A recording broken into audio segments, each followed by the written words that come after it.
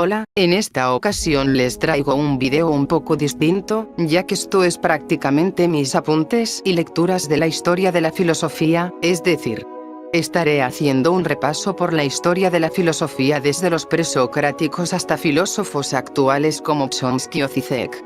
Aunque también me voy a detener a leer y analizar pensamientos religiosos y mitologías desde un punto de vista filosófico, teniendo el siguiente mapa como referencia para estas mismas. Además de tomar filosofías de la ciencia moderna de gente como Bertrand Russell o Kurt Gödel, así que este apenas es la introducción de esta serie de vídeos de la historia de la filosofía que decidí llamar HDLF. Además vale la pena aclarar que al analizar tantas posturas y visiones distintas no profundizaré excesivamente en ningún filósofo individual, aunque eso no significa que no trataré de exponer lo más amplio posible la cosmovisión de los filósofos mencionados o de las distintas escuelas. Las referencias y bibliografía las dejaré en la descripción y comentarios, así que sin muchas más aclaraciones podemos empezar por los presocráticos. Tales de Mileto. Este veía como el principio del todo al agua. El cómo llegó a esta conclusión es motivo de discusión, pero tomaré la interpretación que dice que analizando textos y poesía donde el mar barra Pontos, e incluso la figura del océano cósmico como hidros de la tradición órfica como el origen de las cosas, ya que el agua contenía vida. Por como el agua que consumen los seres vivos los nutre y permite que sigan vivos, transformando esta sustancia en el motor de toda la vida, siendo que la vida existe gracias al agua y que somos agua al transformarse en nuestros cuerpos al transformarse. Anaximandro de Mileto. En sí Anaximandro ve todo como parte de una sustancia que no podemos definir. Esta sustancia lo es todo en su totalidad. Esta es la verdadera forma de las cosas y es indeterminada, pero aún así es la unidad de la que todas las cosas están formadas. Los entes del universo se contraponen entre sí al ser injusticias de ellos, es decir, el universo se ve rígido por contradicciones y contraposiciones duales del tipo de contrarios frío y calor, luna y sol, etc. La única forma justa es la que está conformada por su forma original, el aperión, ya que no se roban ni tiempo o espacio. Estos son procesos que no son inmediatos, transcurren tras un tiempo cíclico, donde el cosmos se ve rígido por el aperión, que es la verdadera forma objetiva del universo, y las demás cosas del cosmos son contraposiciones de las unas con las otras, donde existen las formas duales que son subjetividades y formas imperfectas del aperión. Anaxímenes de Mileto. Anaxímenes decía que el aire es el origen de las cosas y que es mediante dos procesos, la rarefacción. El aire al hacerse más liviano forma el fuego y al condenarse forma las formas de las nubes, viento, agua, tierra, etc. Estos tres los podemos considerar monistas al ver como un único elemento fundamental de la existencia un elemento, el agua, apeiron y el aire. El agua es el principio fundamental en sí, de Tales de Mileto. El apeiron la sustancia indeterminada, de Anaximandro. Y el aire la forma original de la que luego se transforman mediante procesos en los demás elementos de Anaxímenes. Pitágoras de Samos. La figura de Pitágoras es muy amplia y con demasiados mitos para realmente formar una figura 100% fiel al histórico. Así que añadiré ciertos elementos que no son directamente de Pitágoras, pero sí de sus alumnos. Como tal, varios descubrimientos de sus alumnos se le atribuyeron a él. Por ejemplo, él no creó el teorema de Pitágoras, sino que tomó este teorema existía desde Babilonia o Egipto, siendo conocido como Plimpton 322. La metempsicosis es una teoría, de origen probablemente religioso, introducida en Grecia por el orfismo y los pitagóricos, según la cual el alma experimenta, durante un ciclo determinado de tiempo, una serie sucesiva de reencarnaciones, pasando así de unos cuerpos a otros, hasta lograr su definitiva liberación. La diferenciación entre los dos grupos de pitagóricos que se corresponde con las dos tendencias, la racional y la religiosa, que convergían en el propio Pitágoras, pero no así en todos los pitagóricos, tendría una decisiva incidencia sobre la ulterior evolución de la hermandad. Los acusmáticos eran devotos religiosos que se encargaron de velar por la pureza del modo de vida pitagórico, las esencias originales y la fidelidad a la primigenia doctrina pitagórica, mientras que los matemáticos, no comprometidos solamente con el cultivo de las matemáticas, sino con la totalidad del conocimiento o gnosis, se consideraban continuadores del espíritu especulativo de Pitágoras y de su natural evolución y magnificación del acervo científico y matemático. En sí unos seguían las enseñanzas de Pitágoras como axiomas incuestionables y los matemáticos estudiaban las razones y métodos para llegar a estas verdades. El arge de Pitágoras son los números, que son los elementos fundamentales de la realidad, estos como entidades físicas y reales, siendo que ciertos números tienen una naturaleza mística. El 10, que es la tetratis, que es la suma de los primeros 4 números, 1, 2, 3, 4. La realidad se encuentra formada por dualidades de par e impar, siendo el primer elemento de la dualidad el perfecto y el segundo lo imperfecto, dentro de estas doctrinas pitagóricas. También tenía una visión cosmogónica del universo compuesta por la armonía de las esferas. La doctrina pitagórica de la armonía de las esferas es la quinta esencia de la belleza en la explicación pitagórica del cosmos divino armonizado de forma fascinante por la concordancia de las proporciones aritméticas y musicales, que extrapoladas al universo entero determinarían que los cuerpos celestes debían emitir en sus movimientos unos tonos musicales armoniosos cuya combinación producía una maravillosa melodía permanente. La música de las esferas. Tal vez Pitágoras se remontaría a la mitología, puesto que, en el himno de Ares, Homero se dirige a los planetas como si fueran un coro de voces divinas. Además, conocemos la afición de los pitagóricos a los ritos de Orfeo vinculados al poder del número y de la música. De modo que Pitágoras racionalizaría el sistema y le daría un valor místico y científico. Según relata Jámblico, Vida Pitagórica 1565, pp 52-53. Es decir, tenía la visión que el cosmos era como una gran melodía compuesta por la razón pura, esta formada por números como el arge o elemento fundamental del que toda la realidad estaba constituido y que se formaba por una dualidad, donde el primer elemento era el perfecto, tal como el día es el 1 y perfecto, y la noche el 2 e imperfecto. Alcmeón de Crotón, el primero en pensar que en la cabeza estaba el órgano que es el origen del pensamiento, también pensaba que el semen eran pedazos del alma. Los pitagóricos de Crotón tenían realmente muchas cosmovisiones del alma. Menciona a Alcmeón al ser el primero en concebir la cabeza o cerebro como órgano que daba origen al pensamiento. Fue también el primero en indicar que la salud depende de un equilibrio de energías opuestas en el cuerpo, así dijo que la igualdad, isonomía, de las energías, mojado, seco, frío, caliente, amargo, dulce, etc., mantiene la salud, estableciendo al cerebro como el centro de la percepción espiritual del ser humano. Filolao de Crotona fue de los primeros en postular que la Tierra no era el centro del universo y que en el centro había un fuego invisible del que orbitaban los astros del cosmos, el Sol, la Luna, la Tierra y los 5 astros conocidos y la bóveda celeste, las estrellas. Retomando el concepto pitagórico del tetratis, asumía que debía haber un 10º astro invisible, la antitierra, que se encontraba entre el fuego invisible y la Tierra. Genófanes de Colofón. Así que, desmintiendo la creencia popular, Genófanes no propuso como arge la Tierra. El mismo Aristóteles en su Metafísica capítulo 8, Crítica de los filósofos preplatónicos, menciona como en sí, nadie propuso la Tierra como el arge, y que tampoco era una visión tan simple de el agua es todo, sino que había toda una propuesta filosófica de reflexión acerca de estos y las transmutaciones y formas del arge. Genófanes criticaba la teología y forma de los dioses como seres imperfectos y que no eran dignos de adoración, que estos, por más inmortales que sean, son seres con un origen fijo al ser engendrados. Por tanto, fue el padre de la teología negativa, ya que dicta que los humanos antropomorfizan a sus dioses y representan con sus propios defectos y carencias a los dioses. Homero y Hesíodo han atribuido a los dioses todo cuanto es vergüenza e injuria entre los hombres, y han narrado muy a menudo acciones injustas de los dioses: robar, cometer adulterio y engañarse unos a otros. Es decir, que Xenófanes veía una visión de un dios inmóvil, inengendrado, sin origen, y eterno, siempre fue y nunca no fue, sin trabajo, con la sola fuerza de su mente hace vibrar todas las cosas.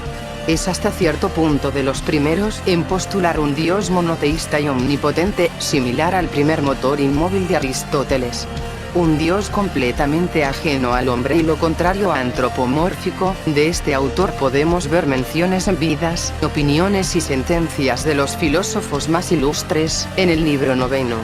En contra los matemáticos de sexto empírico podemos ver más sobre la epistemología de Xenófanes, aunque vale aclarar desde ya que varios de estos autores no se mencionaban a sí mismos como estudiosos de ontología, epistemología y demás, pero sus estudios y reflexiones entran en estas ramas, pese a ser prácticamente previos a varias de las mismas o que fuesen nombradas así. Heráclito de Éfeso.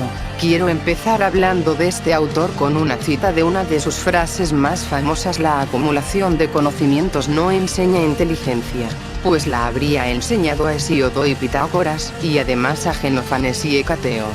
Este autor escribía con el lenguaje de los oráculos, lo que es la lógica de los opuestos complementarios o lógica del flujo. Pantarrey y el todo fluye de Heráclito, es que refleja la idea de que la realidad es un proceso dinámico de constantes transformaciones, donde los opuestos se transforman el uno en el otro. Trata de entender cómo elementos aparentemente opuestos o contradictorios no solo pueden coexistir, sino que también se complementan y dependen mutuamente para existir.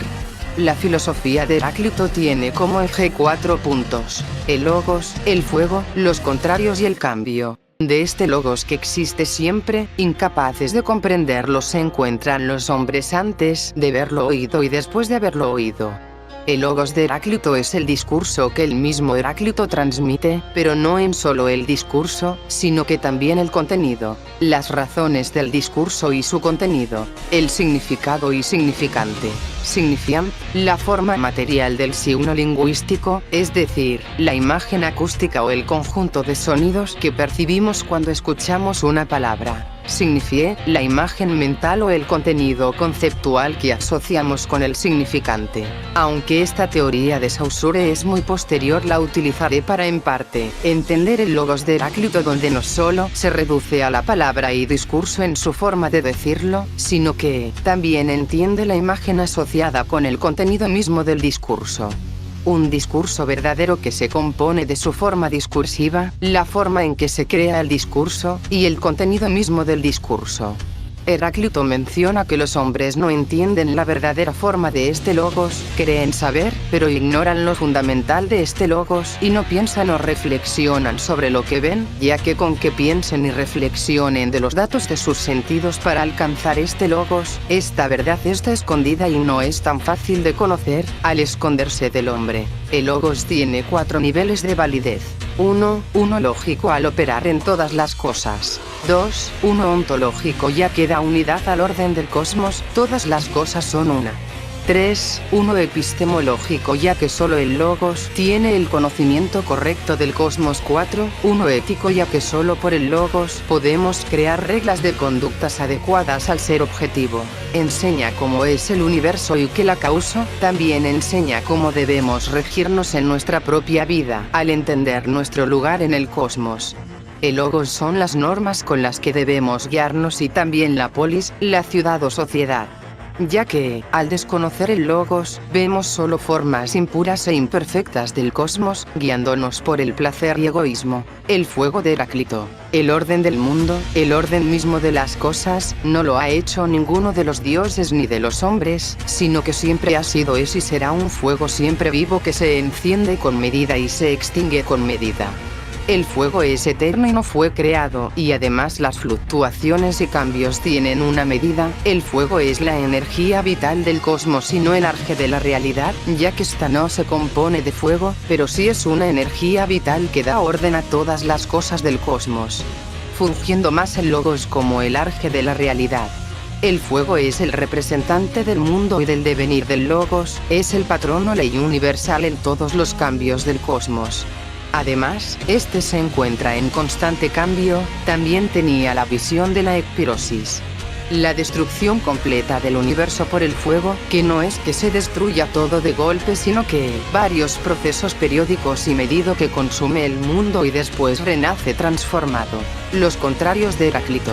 La realidad que se mantiene en cambios constantes, se construye por el orden entre los contrarios, la lógica de los opuestos complementarios. Esta armonía de los contrarios tiene origen en los pitagóricos, con gente como el mismo Filo lo ha mencionado anteriormente.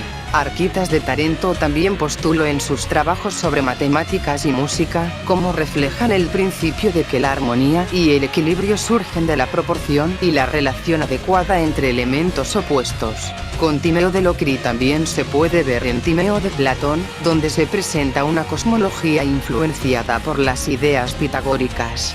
La obra describe el universo como una mezcla de elementos opuestos que se combinan para formar un todo armonioso, reflejando así el principio de la armonía de los contrarios. La visión de Heráclito de esta armonía es tan distinguida de la pitagórica que incluso Aristóteles menciona que Heráclito intentó negar el principio de no contradicción. En Metafísica, libro 4, capítulo 3, Aristóteles habla extensamente el principio de no contradicción y menciona a Heráclito y a sus seguidores, los heracliteanos, como ejemplos de aquellos que, en su opinión, parecen desafiar este principio. Metafísica, libro 4, capítulo 3, 1005b 18, 1006 a 11. En este pasaje, Aristóteles dice: porque de hecho algunos sostienen ambas tesis al mismo tiempo, como quienes sostienen que lo mismo puede ser y no ser, y como Heráclito dice que es lo mismo vivir y morir, y que todo es y no es, y para quienes nada es estable ni constante. La armonía de los contrarios pitagórica dicta que los elementos contrarios de la realidad sienten afecto y amor el uno con el otro, surgiendo la armonía de estos, mientras que Heráclito por el contrario dicta que la armonía surge de la lucha entre estos dos elementos. La tensión y lucha jamás desaparece en la armonía heraclitiana. El amor y odio no son procesos que van uno tras otro, sino que transcurren conjuntamente. De forma que la realidad se forma por la tensión entre los contrarios. La doctrina principal de Heráclito es el pantarre y el flujo universal de todas las cosas, como menciona en el fragmento de K22b12. Fragmento de K22b91.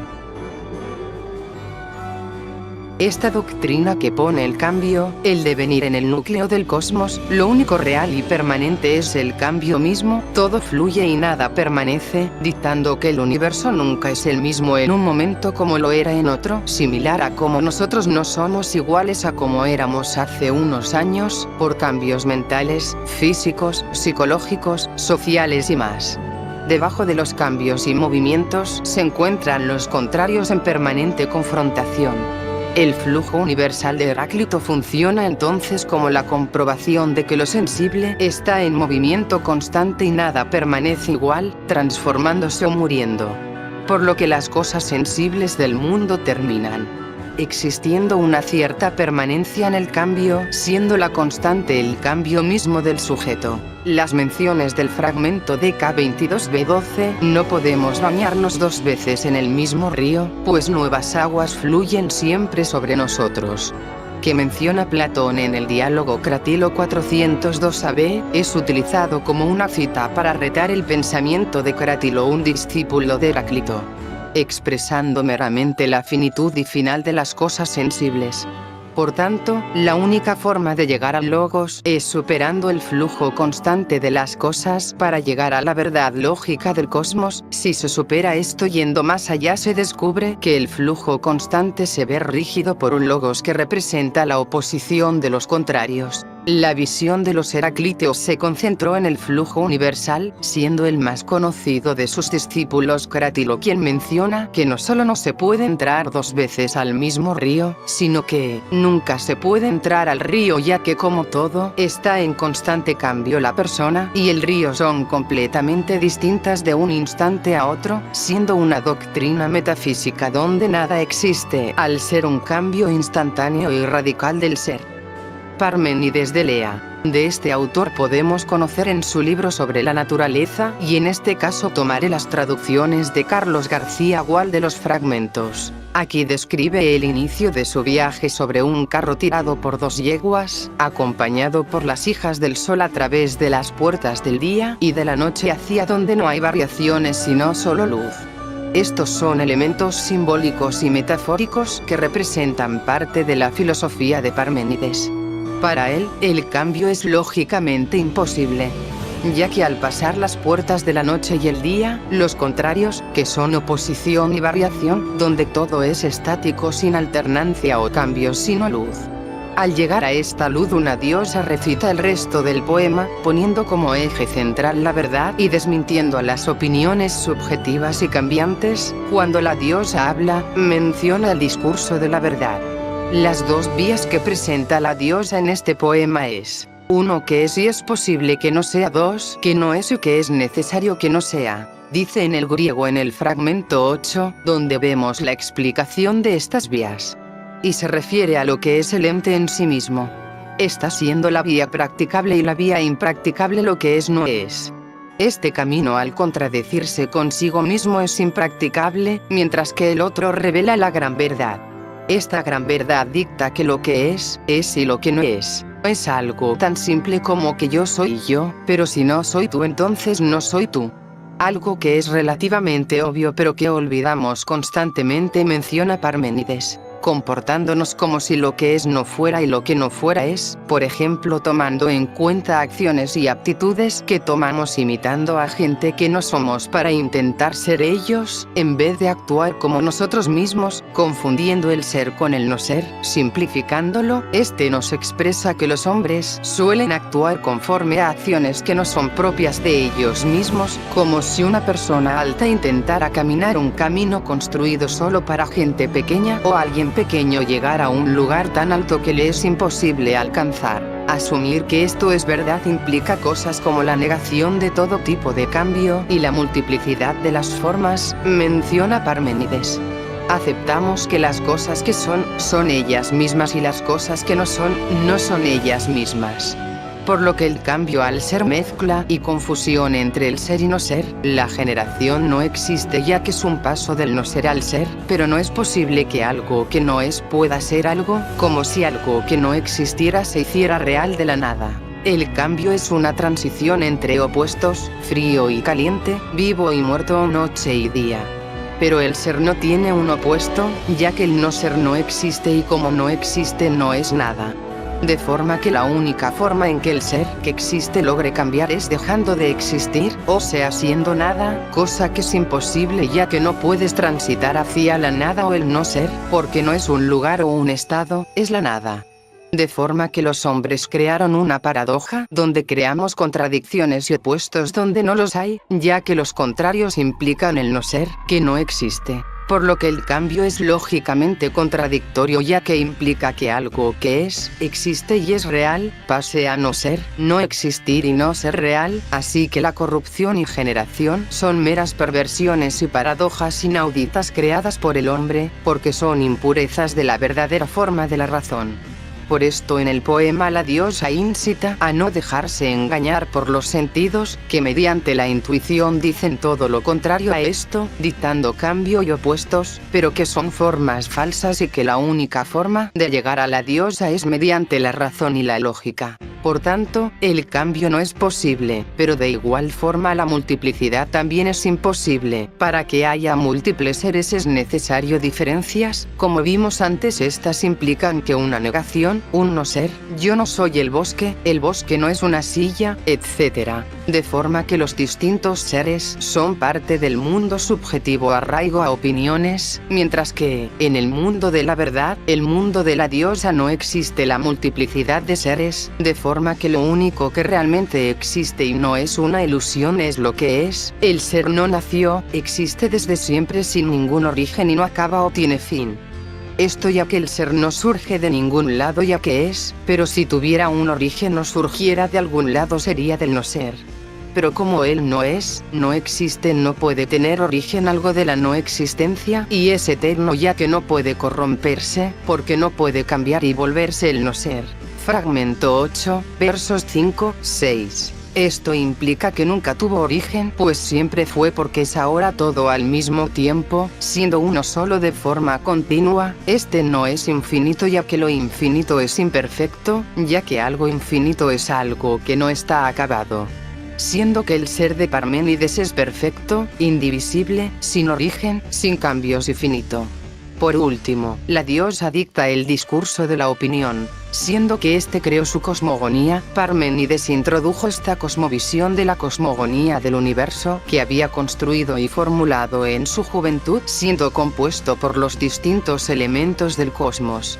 Parménides en sí fue de los primeros en introducir el cuestionamiento de qué es el ser, mediante la negación de la misma existencia, es decir, la forma en que éste resuelve los problemas filosóficos es negando la existencia misma.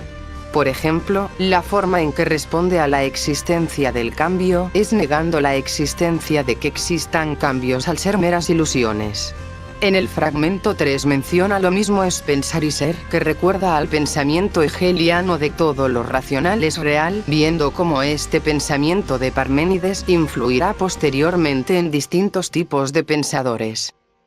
Empédocles de Agrigento, el primer pluralista, este defendía que los principios de la realidad eran 4 raíces o elementos: agua, de Tales; aire, de Anaxímenes; fuego, de Heráclito; tierra. La tierra fue añadida por el mismo Empédocles. Esta idea no vino de Genófanes, la cual dicta que la tierra era un arje como dice la creencia popular, así que para completar los 4 elementos no tomó a Genófanes, sino que el mismo Empédocles lo introdujo.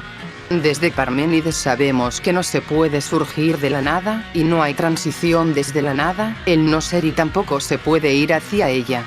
Por lo que la pluralidad del mundo de los sentidos en Empédocles habla de una pluralidad de entes originarios, que no fueron creados, increados, que nunca tienen fin, eternos, y que no dejan de ser ellos, impercederos. La pluralidad viene de la multiplicidad, el nacimiento y muerte no son pasos del no ser al ser o del ser al no ser, sino que es la unión y separación de partículas elementales que jamás se corrompen. Todo lo que existe en el mundo está formado de estos 4 elementos en distintas proporciones. Los elementos en sí mismos son inmóviles e inmutables.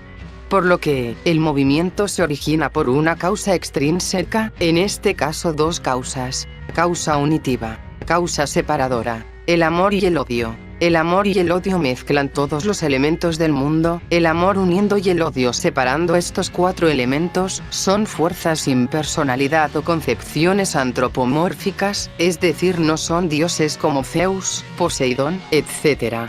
No tienen personalidad, son solo fuerzas. El mundo empieza con la victoria del amor y donde todo está unificado, el esfero, Spairos. Fragmento 27, Dielskrantz, p. 28.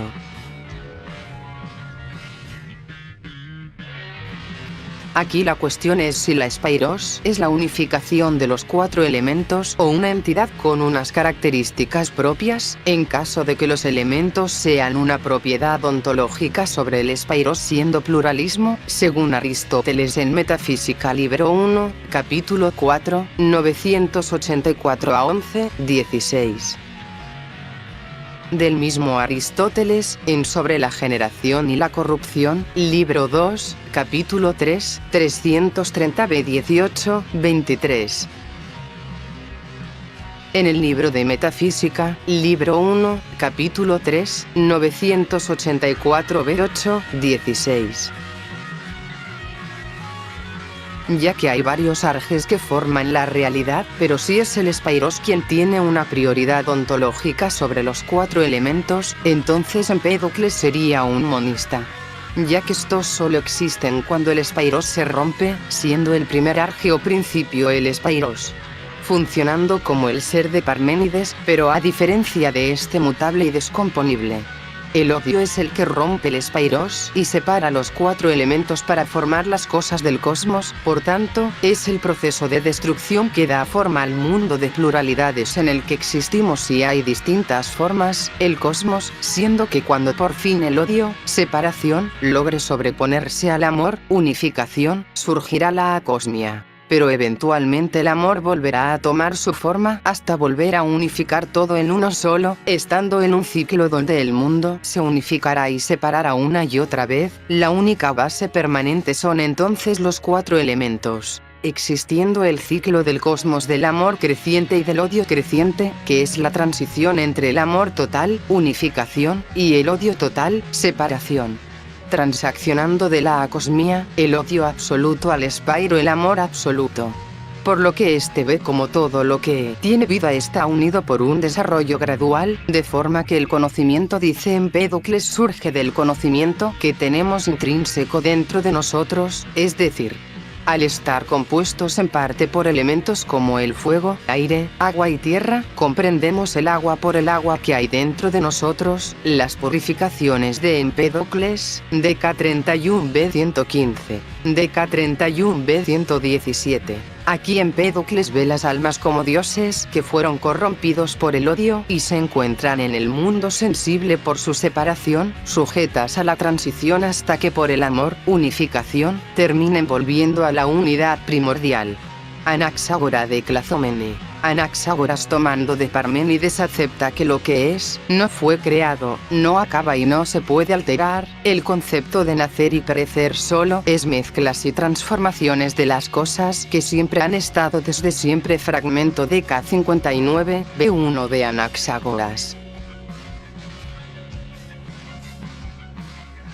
Aunque esta visión de Anaxágoras viene de Aristóteles, donde introdujo la homeomerías, siendo que en los fragmentos de Anaxágoras no aparece esta palabra de homeomería, fungiendo para Aristóteles homeómeras las cosas formadas por partes que reciben el mismo nombre que el todo, como el pelo que se forma por los pelos, existiendo como no homeómeras las cosas que no tienen la misma demolición que el todo, como la cara que no es varias caras, sino que es los ojos, nariz, boca, piel, etc. Aristóteles llama homeómeras a la creencia de Anaxágoras, ya que este menciona que, al comer, la comida se transforma en pelo, piel, hueso, etc. Ya que, si asumimos que nada se genera, asumimos entonces que en la comida estaba ya el pelo, piel y hueso. Por lo que entiende que el arje de Anaxágoras no son los elementos como fuego, aire, agua o tierra, sino que los elementos compuestos homeómeros, por tanto, el arje son cosas como carne, piel, huesos, etc. Lo que él llamó homeomerías, aunque Anaxágoras jamás mencionó ni llamó así a sus elementos, teniendo entonces la visión de que todo está formado por infinitas semillas, espermata, que son las partículas originarias de la realidad, por lo que realmente Anaxágoras menciona como elemento fundamental de la realidad cosa o crema, ya que menciona Anaxágoras. Por lo que este dicta que al inicio todas las cosas estaban juntas, ya que Anaxágoras no se cuestiona de qué se compone la realidad, sino que, cómo obtenemos de estas cosas elementales la realidad múltiple que experimentamos, aunque para Anaxágoras no existe como tal una partícula última de la cual todo se constituye, ya que las cosas siempre se pueden dividir en cosas más pequeñas. DK 59, B3.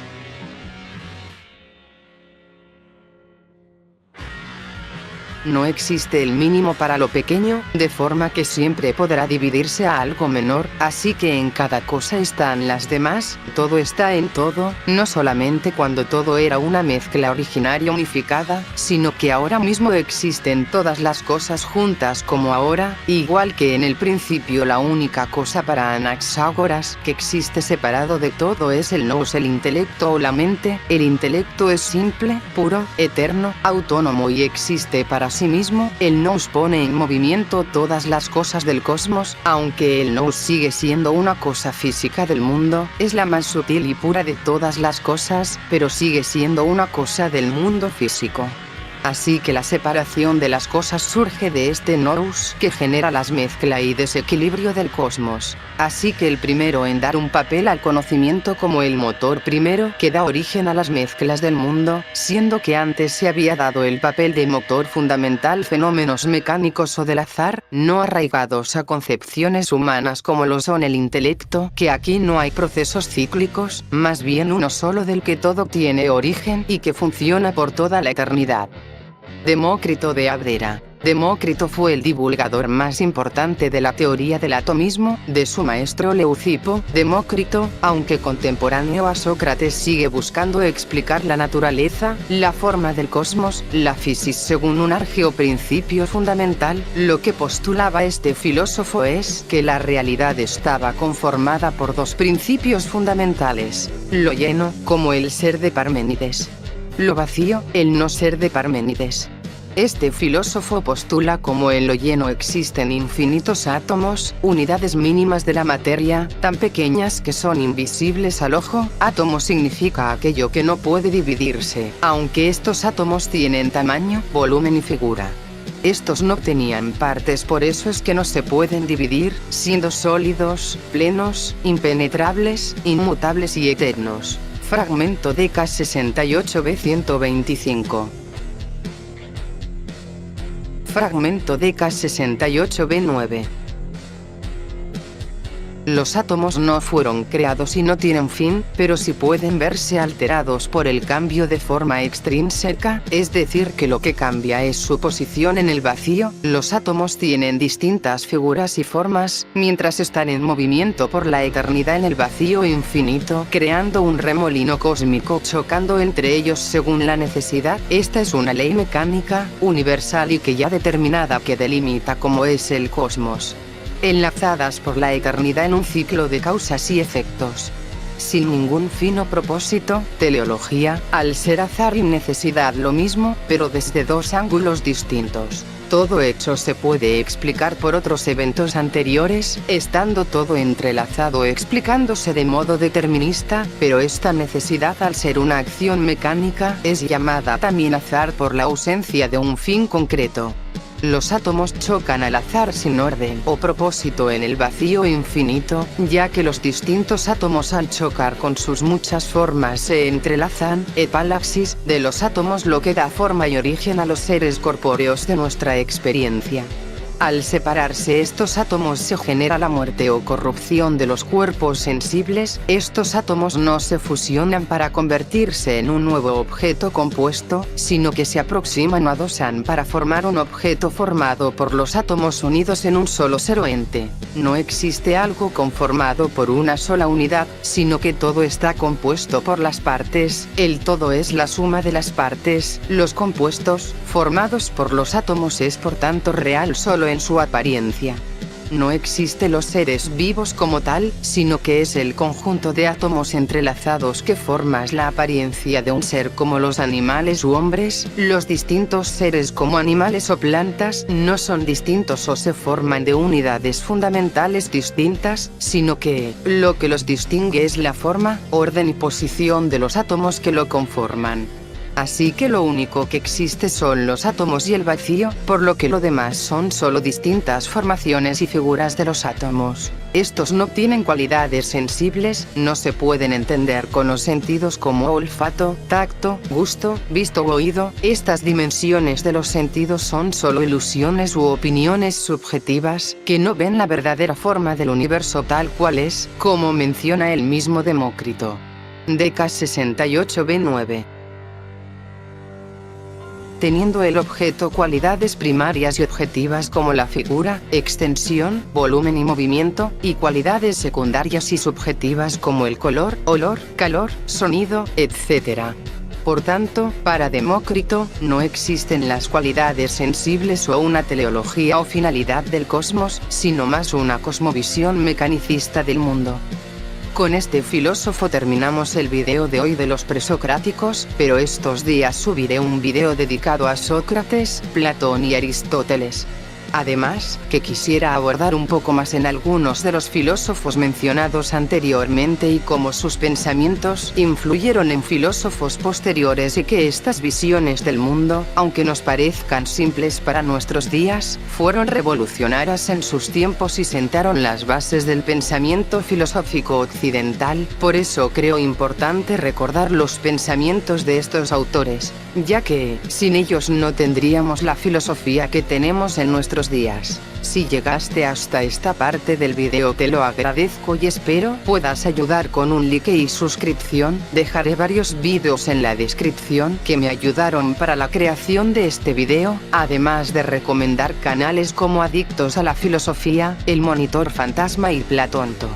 Además de, claro, dejar la bibliografía de varios textos que referencian este video por cada autor. Ya sin más que decir me despido deseándoles suerte y buena salud.